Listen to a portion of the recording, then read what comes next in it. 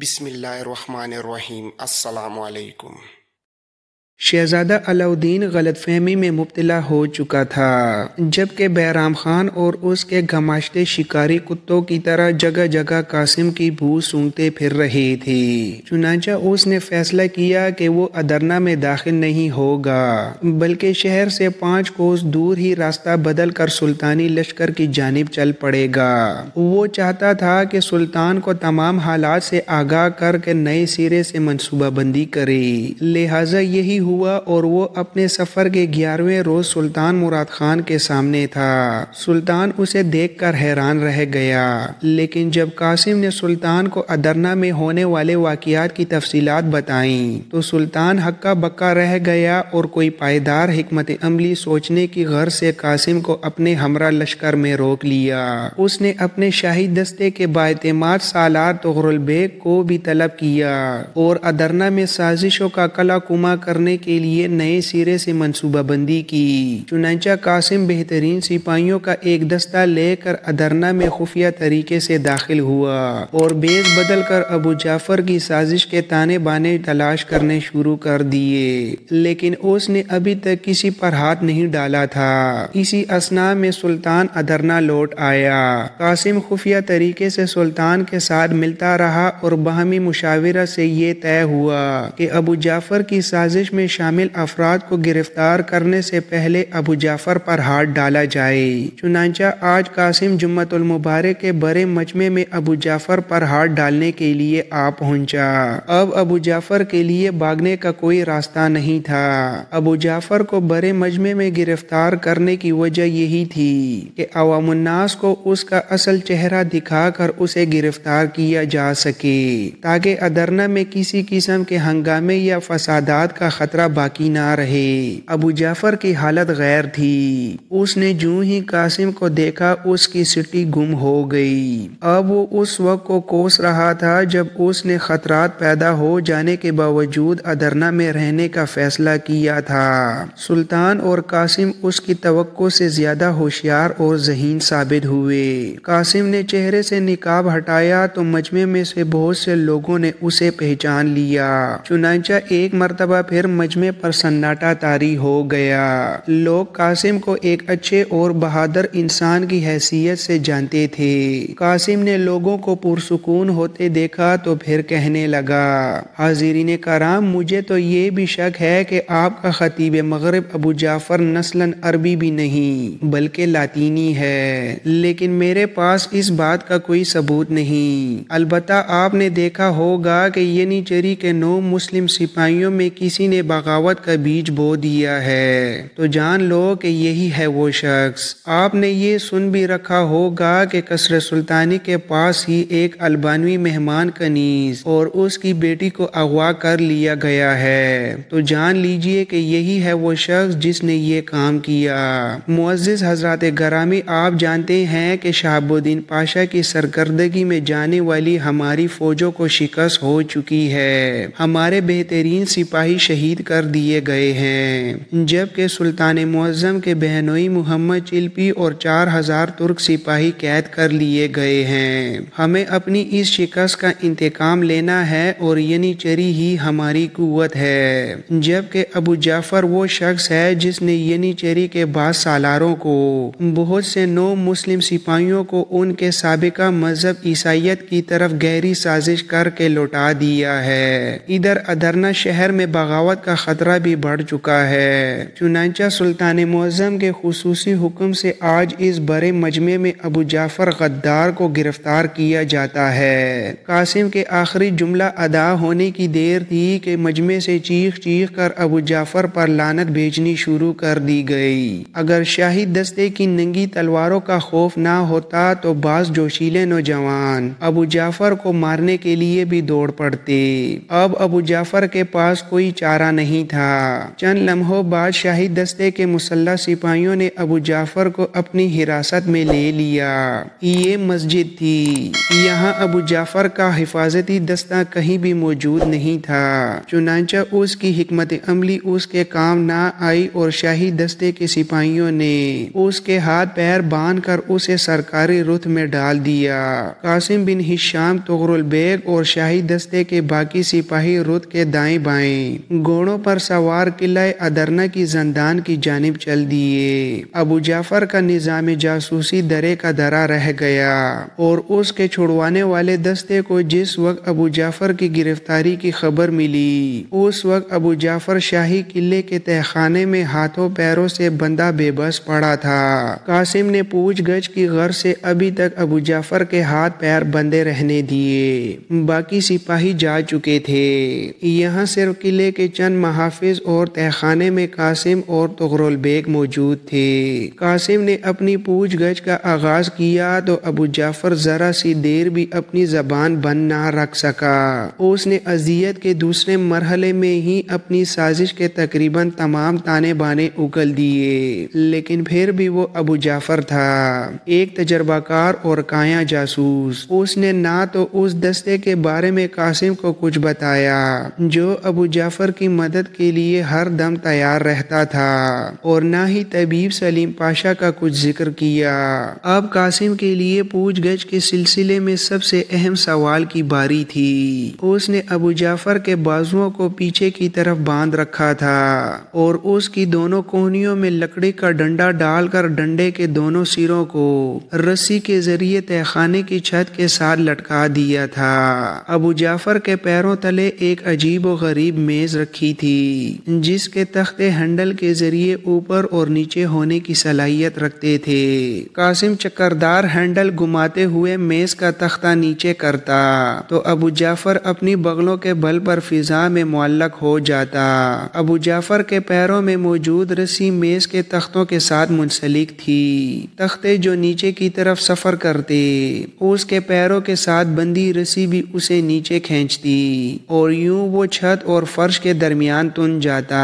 قاسم کا ہاتھ پہیا نما ہینڈل پر تھا، وہ جو ہی تختے کو نیچے کرنے کے لیے ذرا سا ہینڈل گھماتا تو ابو جعفر کی فلک شگاف چیخیں نکلنے لگتی۔ قاسم نے ابو جعفر کے سامنے ہینڈل پر ہاتھ رکھا اور اس سے کہا، ابو جعفر ایک ہی بار بتاؤ کہ مارتھا بیگم کی بیٹی مارسی کہاں ہے؟ یہ سوال اگر قاسم کے لیے اہم تھا تو ابو جعفر کے لیے بھی کم اہم نہیں تھا۔ وہ اگر مارسی کے بارے میں بتا دیتا تو طبیب سلیم پاشا کا راز کھل جاتا اور اس کا راز کھلتے ہی شہزادہ علاؤدین کے بچ جانے کی امید پیدا ہو جاتی۔ ابو جعفر نے پوری قوت سے دان بینچے اور کوئی جواب نہ دیا۔ قاسم نے ہینڈل کو پورے زور کے ساتھ گھما دیا۔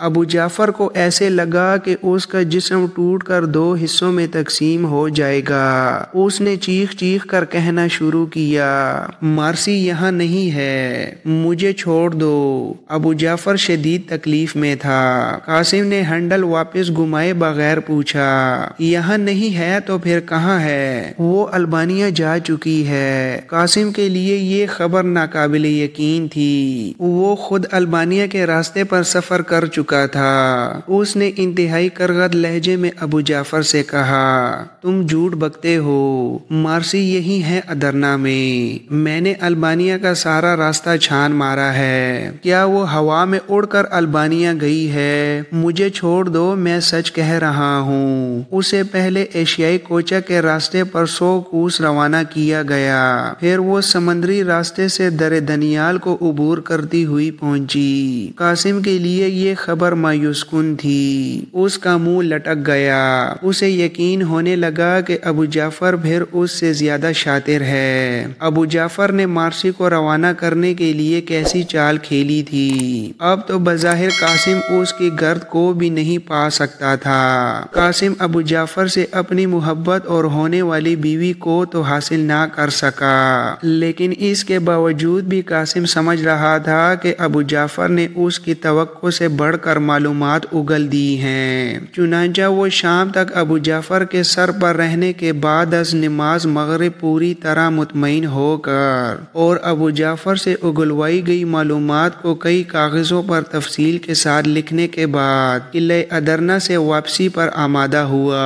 اس نے ابو جعفر کے ہاتھ پاؤں کھلوا دیے اور اسے تہہ خانے میں قید کرنے کے بعد قلعے کی بیرونی عمارت سے نکل آیا۔ یہاں آ کر اس نے قلعہ دار سے پوچھا، اس قلعے کی حفاظت پر کتنے آدمی مامور ہیں؟ جناب مجھ سمیت 10۔ قاسم نے اطمینان سے سر ہلایا۔ اسے قطعاً توقع نہیں تھی کہ اس چھوٹے سے قلعے پر ابو جعفر کو چھڑوانے کے لیے کوئی حملہ آور ہو سکتا ہے۔ یہ دراصل ایک بہت چھوٹا سا جنگی قلعہ تھا جو شہر کی فصیل میں شمال مغربی کونے پر واقع تھا۔ یہ صرف ان دنوں میں استعمال میں آتا جب کبھی شہر محاصرے کی زد میں آ جاتا۔ اس قلعے کے 2 ہی برج تھے اور دونوں شہر پناہ سے خاصے بلند ہونے کی وجہ سے شہر سے باہر دور تک نگرانی کرنے اور حملہ روکنے کے کام آتے تھے۔ قاسم نے قلعہ دار کو ابو جعفر کے طعام و لباس کے بارے میں ہدایات جاری کی اور اسے یہ کہہ کر کہ یہاں ابو جعفر کی اسیری انتہائی خفیہ ہے وہاں سے نکل آیا۔ طغرل بیگ بھی اس کے ہمراہ تھا۔ آج قاسم نے ایک بہت بڑی مہم سر کی تھی کیونکہ اس نے اپنے سب سے بڑے شکار ابو جعفر کی گردن دبوچ لی تھی اور اس سے اس کی پوری سازش کا تمام منصوبہ اگلوا لیا تھا۔ اب ادرنہ کو داخلی طور پر کوئی خطرہ درپیش نہیں تھا۔ قاسم نے سلطان کو ابو جعفر سے اگلوائی گئی معلومات پر مشتمل دستاویزات دکھائیں اور سلطان سے ان تمام افراد کی گرفتاری کا حکم حاصل کر لیا جو اس سازش میں ملوث تھے۔ ان میں بعض بڑے افراد بھی تھے، یعنی چری کے بعض سالار اور سپاہی بھی تھے، اور شہر میں مختلف حلیوں میں قیام پذیر قیصر کے 2-4 اہم جاسوس بھی تھے۔ ان میں اگر نہیں تھا تو سلیم پاشا کا نام نہیں تھا، اور اگر نہیں تھا تو ابو جعفر کے اس خصوصی دستے کا ذکر نہیں تھا جو آج رات ہی ابو جعفر کو شمالی قلعے کی قید سے چھڑوانے والا تھا۔ سلطان نے ان تمام افراد کو ایک ہی رات میں گرفتار کرنے کے لیے شاہی دستے کے سپہ سالار طغرل بیگ کو مقرر کیا۔ شاہی دستے کو کئی حصوں میں تقسیم کیا گیا اور مختلف مقامات پر 10-10 اور 15-15 سپاہیوں پر مشتمل مختلف ٹولیاں تجویز دی گئیں۔ آج دن بھر ادرنہ میں ابو جعفر کی گرفتاری سے متعلق چیمگوئیاں ہو رہی تھیں۔ ایک جگہ بعض شرپسندوں نے جو یقیناً ابو جعفر کے ساتھی رہے ہوں گے بلوے بھی کیے تھے، لیکن آج دن بھر سلطان کی وفادار فوج یعنی چری کا ایک بڑا حصہ شہر کی ہر سڑک اور ہر گلی میں گشت کر رہا تھا۔ آج صبح سے ہی شہر کی ناکہ بندی کر دی گئی تھی اور فصیل میں موجود ہر دروازہ مکمل طور پر بند کر دیا گیا تھا تاکہ ابو جعفر کا کوئی ساتھی اس کی ممکنہ گرفتاری کے بعد فرار نہ ہونے پائے۔ آج کا دن ادرنہ کی تاریخ میں اہمیت کا حامل تھا اور سلطان خود براہ راست تمام حالات کی کمان کر رہا تھا، لیکن قاسم یہ سب کچھ کرنے کے باوجود بھی اداس تھا۔ اسے توقع تھی کہ وہ ابو جعفر سے پوچھ گچھ کرنے کے بعد مارسی کو بھی برآمد کر لے گا، لیکن اس کی توقع پوری نہ ہو سکی۔ وہ مارسی کو جس قدر نزدیک محسوس کر رہا تھا، مارسی اس سے اتنی ہی دور ہوتی جا رہی تھی۔ سلطان نے ابو جعفر کی گرفتاری سے پہلے ادرنہ میں باقاعدہ منادی بھی کرائی تھی۔ بعض شرپسندوں کو جو ادرنہ میں چھپ چکے ہیں گرفتار کرنے کے لیے شہر بھر میں ہنگامی حالات نافذ کرنے کا اعلان کیا جاتا ہے۔ کسی بھی شخص کو 2 روز تک ادرنہ سے ہنگامی حالات میں دور جانے کی اجازت نہیں۔ کوئی بھی شخص کسی اجنبی کو مہمان نہ بنائے اور نہ ہی پناہ دے۔ ادرنہ میں موجود تمام غیر ملکیوں کو حکم دیا جاتا ہے کہ کوتوال شہر کے پاس اپنی موجودگی ظاہر کر کے اپنی حاضری لگوائیں۔ اس قدر اہتمام کے بعد ابو جعفر اور قیصر کے دیگر جاسوسوں پر ہاتھ ڈالنے کا آغاز کر دیا گیا۔ قاسم دن بھر بے حد مصروف رہا۔ شہر کے مختلف علاقوں میں یکے بعد دیگرے چھاپے مارے گئے۔ بہت سے اہم مقامات پر قاسم نے خود چھاپے مارے۔ رات گئے تک زیادہ تر سازشی کرداروں کو گرفتار کر لیا گیا۔ کچھ اہم مجرم شہر کے اندر ہی روپوش ہو گئے جن کا سراغ لگانے کے لیے بہرام خان کا خفیہ محکمہ کوتوال شہر کے سپاہی یعنی چری کے وفادار دستے اور شاہی دستے کے سپاہی ابھی تک انتھک محنت کر رہے تھے۔ قاسم رات گئے اس وقت گھر لوٹا جب وہ تھک کر چور ہو چکا تھا، لیکن اب بھی نیند اس کی آنکھوں سے دور تھی۔ وہ بستر پر دراز ہو کر چھت کو گھورنے لگا۔ اس کا دماغ تو یہی تھا لیکن اس کا دل البانیہ میں تھا۔ بہت دیر تک وہ جاگتا رہا لیکن پھر نہ جانے کس وقت اس کی آنکھ لگ گئی۔ اگلی صبح قاسم کی آنکھ کھلی تو اس کے لیے سب سے پہلی خبر انتہائی سنسنی خیز اور پریشان کن تھی۔ اسے صبح ہی صبح اس کے ایک اپنے آدمی نے اطلاع پہنچائی کہ گزشتہ شب خالی قلعے پر کسی گروہ نے شب خون مارا ہے اور حملہ آور کیسر کے خطرناک جاسوس ابو جعفر کو چھڑا کر لے گئے ہیں۔ واقعے کی تفصیل کچھ یوں تھی۔ نصف شب کے بعد شمالی قلعے پر کسی مسلح دستے نے اندھا دھند یلغار کر کے قلعہ دار اور اس کے تمام سپاہیوں کو تہ تیخ کر دیا اور تہ خانے میں موجود ابو جعفر کو چھڑا کر لے گئے۔ شواہد سے معلوم ہوا کہ حملہ آوروں کے کئی ساتھی بھی اس حملے میں مارے گئے، لیکن حملہ آور جاتے وقت اپنے ساتھیوں کی لاشوں کو ساتھ لے گئے۔ یہ خبر قاسم کو لرزا دینے کے لیے کافی تھی۔ اس نے کل سے اب تک 100 سے زیادہ غدار اور باغی گرفتار کر لیے تھے، لیکن اصل مجرم اس کے ہاتھ سے نکل گیا تھا۔ اسے حیرت تھی کہ ابو جعفر کو شمالی قلعے میں منتقل کرتے وقت بہت احتیاط کی گئی تھی اور بہت خاص لوگوں کو علم تھا۔ یہ بات کہ ابو جعفر کو شمالی قلعے میں رکھا جائے گا انتہائی خفیہ طریقے سے پہلے ہی طے کر لی گئی تھی۔ وہ سوچ رہا تھا کہ یقیناً ابھی تک ابو جعفر کا کوئی خاص مہرہ پکڑے جانے سے رہ گیا تھا جس نے نہ صرف شمالی قلعے کا پتہ چلا لیا تھا بلکہ پہلی رات ہی ابو جعفر کو چھڑا کر لے گیا تھا۔ ادھر ابو جعفر اس وقت مارسی اور اپنے 6 ساتھیوں کے ہمراہ ایک پہاڑی درے سے گزر رہا تھا۔ اس کی منزل تھی البانیہ کا محل۔ مارسی ایک رت میں سوار تھی جس میں 3 گھوڑے جتے ہوئے تھے۔ روانگی سے قبل طبیب سلیم پاشا نے مارسی کو نیند کی دوا پلا دی تھی۔ یہی وجہ تھی کہ مارسی ابھی تک سو رہی تھی۔ شہر میں ناکہ بندی کے باوجود وہ کامیابی کے ساتھ اس لیے نکل آئے تھے کہ ابو جعفر کو چھڑانے والے حملہ آور ابو جعفر کے ہمراہ فصیل کو پھان کر دوسری جانب اترے تھے اور مارسی کو سلیم پاشا نے اپنا اثر و رسوخ استعمال کرتے ہوئے شہر سے باہر لالا شاہین کی یادگار تک پہنچایا۔ مارسی کو سر شام ہی شہر سے نکال لیا گیا تھا۔ قاسم بن ہشام نے ابو جعفر کی 20 سالہ محنت کو ایک ہی دن میں سبوتاج کر دیا تھا۔ اس نے بغاوت کے سارے بیچے ادھیڑ کر رکھ دیے تھے۔ ابو جعفر کو اس بات کا بہت افسوس تھا، لیکن وہ یہ سوچ کر اپنے غصے کو ٹھنڈا کر رہا تھا کہ اس نے قاسم کی محبت یعنی مارسی کو اس سے چھین لیا تھا۔ اسی دن سلطان کے قاصد شاہ ہنگری لارڈ سلاس کا پیغام لے کر پہنچے۔ شاہ ہنگری نے مطالبہ کیا کہ سلطان مراد خان ثانی اپنے بہنوئی محمد چلپی کی رہائی کے عوض سربیا کی آزادی کو تسلیم کرے اور اس ملک سے اپنے حقوق شہنشاہی اٹھا لے۔ والیشیا کا صوبہ ہنگری کو دے دیا جائے اور سلطان زر فدیہ میں 60,000 ڈاکٹ ادا کرے۔ سلطان کے لیے یہ بہت مشکل شرائط تھیں۔ اس کا مطلب تو یہ تھا کہ سلطان اپنے ایک شخص کے بدلے شاہ ہنگری کو اپنی آدھی یورپی سلطنت دے دے۔ سلطان نے لارڈ سلاس کے جواب کا بہت برا منایا اور اسے یہ دھمکی دینا چاہی کہ وہ بزور شمشیر اپنے قیدی کو آزاد کرائے گا، لیکن اس مرتبہ بھی سلطان کی بہن اور بانجے آڑے آئے اور سلطان کو مجبور کیا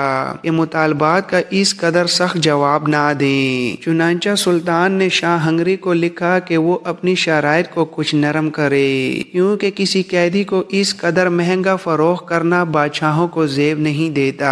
چند دن بعد مارسی البانیہ پہنچ چکی تھی۔ قاسم ابھی تک ادرنا میں ہی تھا۔ وہ شب و روز اسی تگ و دو میں تھا کہ کسی طرح اسے چند دن کی اجازت ملے اور وہ سکندر بیگ کے محل پر حملہ آور ہونے کے لیے البانیہ روانہ ہو سکے۔ اس دوران سلطان نے ابو جعفر کی سازش میں ملوث لوگوں کو قرار واقعی سزا دی، سنگین مجرموں کو جلاد کے حوالے کر دیا اور معمولی مجرموں مظلوموں کو زندان میں ڈال دیا۔ سلطان کی خط و کتابت شاہ ہنگری کے ساتھ چل پڑی۔ یہ سلسلہ اس قدر طویل ہوا کہ بلا آخر صلیبیوں اور مسلمانوں کے مابین ایک تاریخی صلح ہوئی۔ سلطان کو اس کی بہن اور دوسرے عزیزوں نے ہونیانڈے سے انتقام لینے کی بجائے صلح پر مجبور کر دیا۔